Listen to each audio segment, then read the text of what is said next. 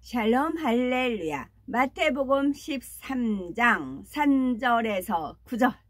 예수께서 비유로 여러 가지를 그들에게 말씀하여 이르시되 씨를 뿌리는 자가 뿌리러 나가서 뿌릴새 더러는 길가에 떨어짐에 새들이 와서 먹어버렸고 더러는 흙이 얕은 돌밭에 떨어짐에 흙이 깊지 아니하므로 곧 싹이 나오나 해가 돋은 후에 타서 뿌리가 없으므로 말랐고 더러는 가시떨기 위에 떨어짐에 가시가 자라서 기운을 막았고 더러는 좋은 땅에 떨어짐에 어떤 것은 100배, 어떤 것은 60배, 어떤 것은 30배의 결실을 하였느니라. 귀 있는 자는 들으라 하시니라. 아멘. 마음밭을 개간하자 세 번째입니다. 돌밭은 어떠한 마음을 나타내며 돌의 영적인 의미와 돌밭의 유형에 대해 살펴보겠습니다. 돌밭이란 마태복음 13장 5절에서 6절에 보면 더러는 흙이 얇은 돌밭에 떨어짐에 흙이 깊지 아니하므로 곧 싹이 나오나 해가 돋은 후에 타져서 뿌리가 없으므로 말랐고 했습니다. 돌이 많이 섞여 있는 밭은 돌 위에 흙이 얇게 덮인 경우가 많지요. 그런 곳은 흙이 깊지 않아서 씨가 떨어지면 싹이 나긴 하지만 곧 햇볕에 말라버리고 맙니다. 그렇다면 돌밭이란 영적으로 어떤 마음을 나타내는 것일까요? 말씀을 듣고 즉시 기쁨으로 받되 그 속에 뿌리가 없어 잠시 견디다가 말씀을 인하여 환난이나 핍박이 일어나는 때에는 곧 넘어지는 자라고 했습니다. 돌밭의 마음을 가진 사람은 말씀을 듣고 기뻐하며 은혜를 받지만 환난, 핍박이 오면 시험에 들어 넘어집니다. 그 속에 뿌리가 없다는 것은 참믿음, 고 영적인 믿음을 갖지 못했다는 뜻이지요. 말씀을 듣고 이해했을 뿐 마음으로 깨달은 것도 아니고 마음으로 믿은 것도 아닙니다. 이런 믿음을 지식적인 믿음이라고 합니다. 은혜를 받아서 충만할 때는 믿음이 좋은 것 같아 보이지만 실제 믿음의 수준은 시험이 오면 금방 드러납니다. 예를 들어 초신자 중에 설교를 들을 때마다 목사님 말씀이 다 맞고 참 은혜롭습니다 라고 고백하는 분들이 계시지요. 또한 특별 집회에 참석해서 성도들이 치료받거나 문제를 해결받고 간증하는 모습을 보면 하나님은 정말 살아 계시구나, 천국 지옥이 참으로 있구나, 하나님 말씀대로 살아야겠다 하고 마음 먹지요. 뜨겁게 성령의 역사를 체험하는 경우도 있습니다. 즉 마음밭에 떨어진 말씀의 씨앗에서 싹이 난 것입니다. 이렇게 은혜를 받았는데도 막상 주일이 되어 교회에 가려고 하니 마음에 갈등이 생깁니다. 성령을 체험한 것이 분명한데도 내가 일시적으로 흥분했던 것은 아닌가 하고 의심하기도 하지요. 또는 판단하게 하는 생각들이 밀려와서 다시 마음문을 닫아버리기도 합니다. 어떤 사람들은 그동안 즐기던 취미나 여가 생활을 끊는 것이 너무 아쉬워서 결국 주의를 어기기도 합니다. 충만하게 신앙생활 하다가 가족이나 직장 상사 등 주변에서 핍박하면 교회에 나오지 않는 경우도 있습니다. 큰 은혜를 받고 뜨겁게 신앙생활 하는 듯 하다가도 사람들과 걸려서 서운함을 품고 교회를 떠나는 사람도 있지요. 이는 그 믿음이 육적인 믿음, 곧 지식적인 믿음이었음을 나타냅니다. 마치 나무에서 마치 나무에서 꺾인 꽃이 처음에는 살아있는 것처럼 생생해 보이지만 시간이 지나면 결국 시들어 버리는 것과 같습니다. 두 번째, 돌의 영적 의미 살펴봅니다. 그렇다면 돌밭에서 왜 말씀의 싹이 마음의 뿌리를 내리지 못하는 것일까요? 바로 마음밭에 박혀 있는 돌 때문입니다. 이 돌은 쉽게 말해서 말씀에 순종하지 못하게 하는 마음의 육, 마음의 비진리를 의미합니다. 많은 비진리 중에서도 특히 돌처럼 단단하게 말씀의 싹이 뿌리를 내릴 수 없게 가로막는 것들을 가리키지요. 이 비진리는 더 구체적으로 말하면 세상을 사랑하는 마음이라고 할 수가 있습니다. 좁은 의미로는 세상의 정욕적인 것들을 취하고 싶어하는 육의 속성 등을 의미하지요. 넓은 의미로는 하나님을 믿지 못하게 하고 사랑하지 못하게 하는 비진리를 뜻하지요. 예수님 당시 예수님을 핍박한 많은 종교 지도자들과 고위 관료들이 길가밭의 대표적인 예라 할 수가 있습니다. 그런데 그들 중에도 간혹 돌밭의 마음을 가진 이들이 있었습니다. 요한복음 12장 42에서 43절에 그러나 관원 중에도 저를 곧 예수님을 믿는 자가 많되 바리새인들을 인하여 드러나게 말하지 못하니 이는 추례를 당할까 두려워함이라. 저희는 사람의 영광을 하나님의 영광보다 더 사랑하였더라 했습니다. 이들은 예수님이 전하시는 말씀과 행하는 일들을 보고 예수님을 믿었습니다. 그러나 하나님의 영광보다 사람의 영광을 더 사랑했습니다. 이 세상에서 누리는 영광을 더 사랑했다는 말이지요. 마음에 이런 돌이 있었기 때문에 예수님을 믿긴 믿었지만 예수님의 말씀대로 살지는 못했던 것입니다. 오늘날 우리도 그렇지요. 마음에 세상 오락을 좋아하는 육의 속성이 있으면 안식일을 거룩히 지키라 하신 말씀에 순종하기가 어렵습니다.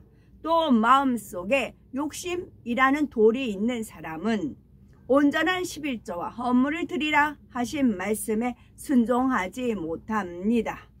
하나님께 예물을 드리는 것이 너무 아까워서 교회에 나오지 않는 사람도 간혹 있고요. 어떤 사람의 마음에는 미움이라는 돌이 깊숙이 자리 잡고 있어서 사랑이라는 씨앗이 뿌리 내리지 못합니다. 세 번째, 돌밭의 유형 살펴봅니다. 돌밭이라고 해서 다 같은 돌밭이 아닙니다. 어떤 밭은 안반층 위에 흙이 얇게 덮여 있습니다. 어떤 밭은 자갈 같은 잔 돌멩이가 많이 섞여 있고요. 또 밭마다 돌의 성분이 다를 수 있고요. 마음밭도 마찬가지입니다. 마음밭에 어떤 비진리가 얼마나 깊이 자리 잡고 있는지는 사람마다 다릅니다. 첫째, 큰 돌이 깊이 박힌 밭이 있겠고, 둘째, 작은 돌이 얇게 박힌 돌밭이 있겠고, 셋째, 부분적으로만 돌밭인 경우가 있겠습니다. 첫째, 큰 돌이 깊이 박힌 밭. 전도하다 보면 어떤 분들은 나도 하나님 말씀을 잘 안다. 예전에 교회에 다니면서 성가대, 주교사, 구역장 사명도 감당했었다 라고 합니다. 다시 교회에 나오셔야지요 라고 하면 지금은 너무 바빠서 좀 여유가 생기면 그때 나가겠다고 합니다. 또는 자녀들이 장성하고 나이가 좀 들었을 때 다시 신앙생활 잘하겠다라고 하기도 하지요. 전에 성령도 받고 나름대로 충성하면서 신앙생활을 했음에도 불구하고 하나님을 떠나버린 것입니다. 돈을 많이 벌고 싶은 욕심, 세상을 즐기고 싶은 정욕, 이런 마음의 돌들 때문에 말씀이 깊이 뿌리 내리지 못한 것이지요. 이런 밭은 그만큼 비진리의 돌이 크고 단단하게 박혀 있다고 할 수가 있습니다. 두 번째, 작은 돌이 얇게 박힌 돌밭입니다. 돌밭은 시험에 들어 교회에 나오지 않는 사람들만 해당하는 것이 아닙니다. 교회에 열심히 나오는 성도들 중에도 밭을 개간하지 않아서 돌밭 그대로 가지고 있는 분들이 있지요. 이런 마음밭은 영의 세계에 대한 말씀을 듣고 하나님의 역사를 볼 때는 은혜를 받고 충만해집니다. 정말 이제는 말씀대로 살아야겠다라고 결심하지요. 그런데 어떤 유혹이나 핍박이 오면 그 충만함이 다 사라지고 또다시 구습을 쫓아 세상과 짝하며 삽니다. 세상과 타협하며 죄 가운데 살아가지요. 예를 들어 모태신앙을 가진 분들 중에 아주 어렸을 때부터 하나님 말씀을 듣고 배웠는데도 말씀대로 살지 못하는 경우가 있습니다. 성령도 체험하고 때를 따라 은혜도 받지만 세상을 사랑하는 마음을 버리지 않습니다. 말씀을 들을 때는 내가 이렇게 살면 안 되는데 하고 생각하지만 막상 세상으로 나가면 또 세상에 젖어듭니다. 하나님께 한 발, 세상에 한 발을 두고 살아가지요. 들은 말씀이 있기 때문에 하나님을 떠나지는 않지만 여전히 마음속에 하나님의 말씀이 뿌리 내리지 못하게 하는 돌이 많이 있는 것입니다. 여기서 하나님께 한 발, 세상에 한 발을 두고 살아간다 하잖아요. 주님이 오실 때 휴거가 딱 될 때는 이렇게 양다리 걸친 사람은 100% 휴거가 안 된답니다. 어떤 분이 그러시더라고요. 100%래요. 양쪽 양다리 걸치면 100% 휴거가 안 됩니다. 세상에서 발을 건져서 올라가겠다 하겠죠? 아니요. 원수마귀 사단이 누군데요. 자기가 한 다리 잡고 있는데요. 죽자 사자 살자 안 놓습니다. 그래서 휴거가 안 된답니다. 명심들 하시고 온전히. 그래서 아까 스스로 조심하여 하나님, 아까 이거 다시 한번 읽어 드릴게요. 오늘 제가 아침 말씀 보다가 은혜가 돼가지고, 그러므로 스스로 조심하여 너희의 하나님 여호와를 사랑하라 입니다.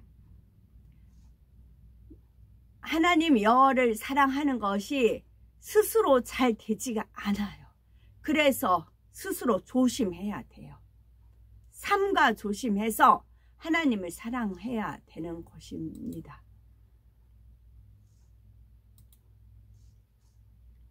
세 번째, 부분적으로만 돌밭인 경우입니다.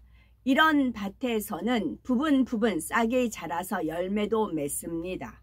말씀을 듣고 그 중에서 어떤 말씀을 잘 행하지만 어떤 말씀은 잘 행하지 못하는 경우가 해당합니다. 이런 경우 열매가 전혀 안 맺히는 것보다는 낫지만 더 이상 밭을 개간하지 않는 부작용이 따르기도 합니다. 자신이 어느 정도 이른 분야, 인정받은 분야가 있으므로 이루지 못한 부분은 잘 깨닫지 못합니다. 마치 눈이 가려진 것처럼 발견하지 못하니 개간하려고 노력하지 않지요. 예를 들어 어떤 사람은 변개함 없이 성실하게 충성합니다. 이 충성에 대해서는 나름대로 열매도 맺지요. 그런데 마음에 미움이 있어서 주변 사람과 사사건건 부딪힙니다. 또 수군수군하고 판단 정죄하여 가는 곳마다 화평을 깹니다. 그래서 수년이 지나도록 사랑의 열매, 온유의 열매 등은 맺히지를 않습니다. 그러면 열심히 충성하는 것에 비해 열매가 적을 수밖에 없습니다. 만약 이 사람이 영혼을 갈무리하는 일꾼이라면 큰 부흥의 열매는 맺을 수가 없지요. 오히려 화평을 깨트림으로써 이 사람의 좋은 마음, 고평개함이 없는 마음이 빛을 발하지 못하기도 합니다. 또 어떤 분은 마음이 부드럽고 선해서 다른 사람을 잘 배려하고 이해해 주는데 성실하지는 않습니다. 시간 약속을 잘 어기는 등 매사에 책임감이 부족하다는 말을 듣지요.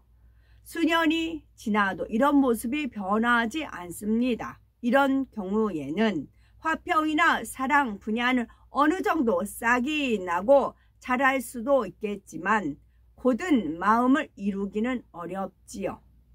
그러면 하나님께서 주시는 축복의 열매도 제한적일 수밖에 없습니다.